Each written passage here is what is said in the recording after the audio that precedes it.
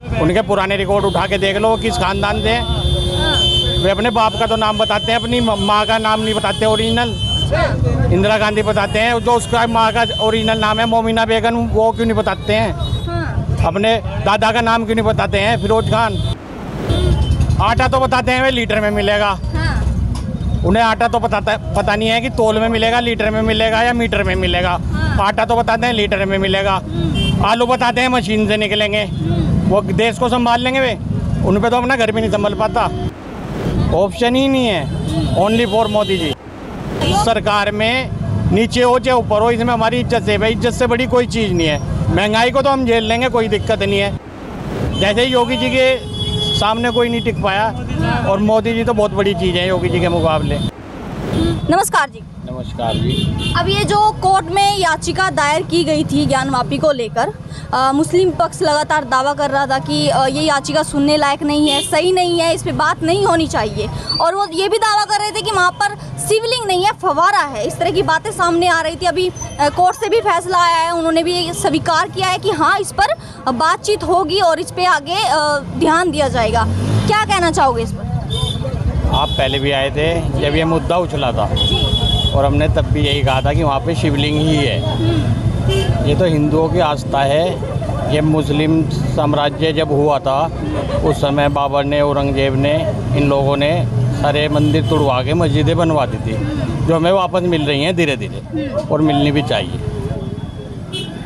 अगर हम बात करें, अभी आपके उत्तर प्रदेश के मुख्यमंत्री योगी आदित्यनाथ जी ने बोला है कि ये जितने उत्तर प्रदेश में गैर मान्यता प्राप्त मदरसे हैं उनमें जाकर सर्वे किया जाएगा और तमाम तरह की जानकारी वहाँ पर ली जाएगी। सबसे पहले मदरसे का नाम लिखा जाएगा, किस तरह की शिक्षा मदरसे में दी जाती है, वो सब बारे में, उन सब के बारे में पूछा जाएगा। क्या सही मानते हैं आप? ये तो बहुत अच्छी बात है। जो भी चीज़ अवैध है वो तो हटनी ही चाहिए। केवल प्रदेश से नहीं, पूरे देश से अवैध चीज़ें तो हटनी ज़रूरी हैं। जो लीगल है उन्हें कोई दिक्कत नहीं है, लेकिन जो अनलीगल है उन्हें दिक्कत होती है। और हमारे हिसाब से तो ठीक कर रहे हैं योगी जी। योगी जी ये मान लो आप 6 साल के लगभग हो रहे हैं उनको, और 6 साल में उन्होंने एक भी कार्य ऐसे नहीं किया है जो इसको गलत कहा जा सके। अभी मैं कांधला में बात कर रही थी, कल मैं कांधला में थी और कांधला में मैंने कुछ लोगों से बात की, मुस्लिम लोग थे। तो उन्होंने ये बोला कि मैंने बताया कि ऐसे मदरसों में सर्वे करने के लिए योगी जी ने बोला है और टीम भी गठित कर दी गई है और सर्वे में जांच भी चल रही है, सर्वे कर रही है सर्वे टीम। तो उन्होंने बोला कि मदरसों का ही नहीं होना चाहिए सर्वे, सर्वे होगा तो स्कूलों का भी होना चाहिए और कॉलेजों का भी होना चाहिए। नहीं, हो जाए, कोई दिक्कत नहीं है। स्कूल कॉलेज का सबका हो जाए सर्वे, इसमें कोई दिक्कत नहीं है, हमें भी कोई दिक्कत नहीं है। मदरसे हो, स्कूल हो, कॉलेज हो, सबका सर्वे कर लो, जो अवैध है सब हटा दो। अच्छा, एक तरफ से हमने ज्ञानवापी पे बात करी, दूसरा मदरसे को लेकर बात करी, तीसरा अगर हम लोकसभा की बात करें, क्या लगता है कि मोदी जी दोबारा फिर से आ पाएंगे? और कोई ऑप्शन नहीं है किसी के पास भी। क्यों ऑप्शन क्यों नहीं है? नहीं है, कोई भी है ही नहीं। विपक्ष बताओ आप कौन है? आप विपक्ष में बताओ। नीतीश कुमार और अखिलेश यादव भी तैयारी कर रहे हैं। उनको पे तो अपने प्रदेश की कमान नहीं संभाली जाती है, तो प्रदेश के मुख्यमंत्री भी पता नहीं किस तरह बन गए थे। जब प्रदेश में जिसको, अब ये सोच लो, प्रदेश तक जो सीमित नहीं हो पाया, वो देश को क्या संभाल लेगा?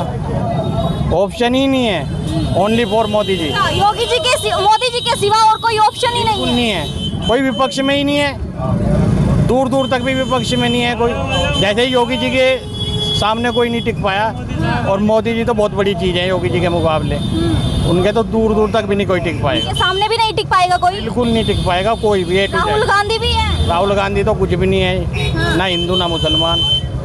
क्यों, ऐसा क्यों बोल रहे हैं? बिल्कुल, उनके पुराने रिकॉर्ड उठा के देख लो, वो किस खानदान से हैं। वे अपने बाप का तो नाम बताते हैं, अपनी माँ का नाम नहीं बताते ओरिजिनल।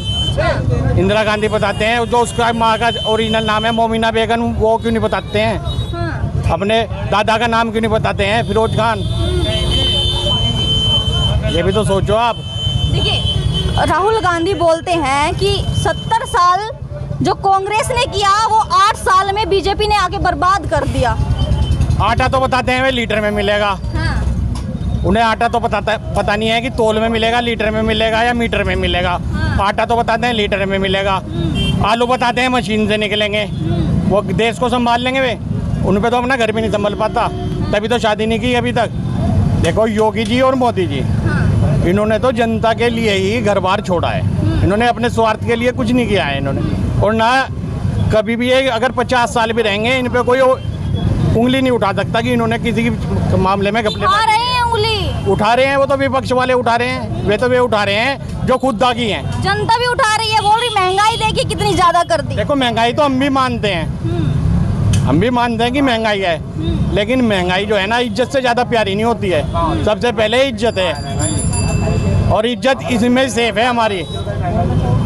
इस सरकार में नीचे हो चाहे ऊपर हो, इसमें हमारी इज्जत सेफ है। इज्जत से बड़ी कोई चीज़ नहीं है। महंगाई को तो हम झेल लेंगे, कोई दिक्कत नहीं है। 2 रोटी नहीं खाएंगे 1 खा लेंगे, 3 नहीं खाएंगे 2 खा लेंगे, वो तो हमें झिल जाएगी। लेकिन जो बेइज्जती हमने सपा सरकार में देखी है ना, उससे हम बहुत बचे हुए हैं। अच्छा, क्या लगता है कि अगर एमपी के दावेदार की हम अगर बात करें तो कौन कौन से नाम है जो सामने आते हैं कि हाँ एमपी के जो दावेदार है ये मजबूत दावेदार है और ये सामने आए तो बढ़िया टक्कर हो सकती है?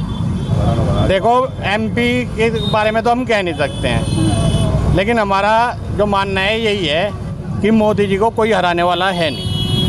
कोई भी नहीं? कोई नहीं है, दूर दूर तक भी मोदी जी को हराने वाला कोई नहीं है। और उम्मीद है कि पहले से ज़्यादा बहुमत आएगा। पहले से ज़्यादा? बिल्कुल। क्या नाम है भैया? सुरेंद्र सिंह जी। सुरेंद्र सिंह जी, आप क्या कहना चाहोगे जो ये मदरसे का सर्वे हो रहा है और दूसरा ज्ञानवापी मस्जिद को लेकर? जी हम क्या कहना चाहते हैं, बस सही हो रहा है जो भी हो रहा है। सही हो रहा है जो भी हो रहा है। 2024 में क्या लगता है आपको कि मोदी जी दोबारा आ पाएंगे या फिर किसी और को देखना चाहते हैं? बिल्कुल आएंगे जी। बिल्कुल आएंगे। काम बढ़िया कर रहे हैं मोदी? बढ़िया कर रहे हैं। महंगाई इतनी ज्यादा हो गई? महंगाई तो बढ़ रही है, सब कुछ हो रहा है, पर महंगाई इस महंगाई का असर नहीं होने वाला लोगों पर? असर तो हो रहा है, पर गरीब आदमी मरेगा ना इससे, बड़े आदमी का कोई फर्क नहीं पहुंचेगा। हम जैसे गरीब आदमी, ताले का दुकान हमारा, हमारे जैसे मरेंगे और कोई नहीं मरेगा। फिर भी आपको मोदी जी बढ़िया लग रहे हैं? हाँ, फिर भी मोदी जी बढ़िया है। मजबूरी क्या है? तो मजबूरी की बस सही है। तो मजबूरी ही पूछ रही हूँ, क्या मजबूरी है? मजबूरी कुछ नहीं है, बस इनसे पूछो। है कुछ मन में लेकिन छुपा रही हैं, बोलना नहीं चाह रही। कुछ नहीं है। ये देखिए भैया, है मन में तो कुछ है लेकिन बोलना नहीं चाहते। क्या नाम है आपका भैया? नहीं बोलेंगे। ये देखिए, क्या नाम है भैया? रईस अहमद। रईस अहमद जी, क्या कहना चाहेंगे जो योगी जी मदरसे में सर्वे कराना चाहते हैं और उन्होंने टीम भी गठित कर दी है, कई मदरसों में सर्वे भी हो चुका है, क्या कहना चाहोगे कि जो हो रहा है सही हो रहा है? भाई अगर वे सर्वे करा रहे हैं तो सही करा रहे हैं, क्योंकि मदरसों की ज़िंदगी कैसी होती है, मदरसे में आदमी बच्चे जो पढ़ते हैं वहाँ पढ़ के वे पढ़ाई, वहाँ की जो पढ़ाई होती है वो वहीं तक सीमित रहती है। और वे वहाँ से बाहर निकलते हैं तो उनका कोई अगर रोज़गार देखते हैं वहाँ से निकल के, तो उन्हें रोज़गार भी मुश्किल ही मिलता है। क्योंकि वहाँ जो पढ़ाई होती है वहीं पढ़ के वे हाफिज बन जाते हैं और वह मस्जिद में ही काम कर सकते हैं, नमाज़ पढ़ा सकते हैं। मतलब मस्जिद में जो पढ़ेगा सिर्फ मस्जिद में ही काम करेगा? वे हाफिज बनते हैं तो वे नमाज़ पढ़ाते हैं मस्जिद में ही, उनकी वहीं तनख्वाह बन जाती है। तनख्वाह कितनी होती है? 4000 5000। अभी सभी को तो नहीं लगा सकते। सभी तो नहीं लगते, तभी तो कह रहा हूँ मैं, बेरोज़गार हो जाते हैं लोग। अगर मैं वहाँ सर्वे करवा के और वहाँ कोई तरक्की कराना चाहते हैं कि भाई हिंदी पढ़ाई या फिर इंग्लिश पढ़ाई उन्हें देते हैं वहाँ पे, तो बहुत अच्छा है। सही है, बिल्कुल अच्छा है। मतलब ये सर्वे हो रहे हैं। हाँ, अगर ऐसा होता है उनकी तरक्की के चांसेस हैं। लेकिन कुछ लोग गलत लेके जा रहे हैं कि सर्वे करा रहे हैं, सही नहीं है, सर्वे नहीं कराना चाहिए। अगर मदरसों का सर्वे हो रहा है तो स्कूलों का और कॉलेजों का भी सर्वे होना चाहिए। तो इनकी अपनी सोचें होना चाहिए भी, जो गलत है तो गलत ही है वो तो। चलिए, क्या नाम है भैया आपका? विकास जैन। विकास जैन जी, आपको क्या लगता है, एक तो बात करना चाहूँगी ज्ञानवापी मस्जिद को लेकर जो अभी याचिका दर्ज की गई थी सुप्रीम कोर्ट में, सुप्रीम कोर्ट ने अभी मान लिया है कि इस याचिका पर गौर की जानी चाहिए और बातचीत होनी चाहिए। लगातार मुस्लिम पक्ष दावा कर रहा था कि याचिका सही नहीं है, सुनने लायक नहीं है, इस पर बातचीत नहीं होनी चाहिए, लेकिन कोर्ट ने भी स्वीकार कर लिया। क्या कुछ कहना चाहोगे?